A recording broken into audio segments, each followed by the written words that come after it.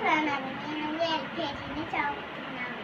కలల కనాచిగా ఈ బోర్గల్లు మట్టి బిడ్డలను పాలించి పరిపాలించి పంటలకు నీళ్ళందించి చెవులను తవ్వించి బావులలో వేయించి శిల్పాలను చెక్కించిన శాసనాలను వేయించిన ఈ బోర్గల్లు పోరాట గడ్డ కాకతీయ పుట్టిబిడ్డలు నేనమ్మ రాణి ఆరుదంటే అబలాన్న బద్మాష్ గారు ముయించి వారి సబలా బాయించి సబలాన్ని నిరూపించారు.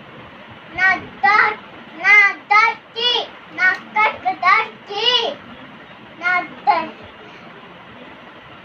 నిలబడిన వాళ్ళని కాడికి పంపించాను.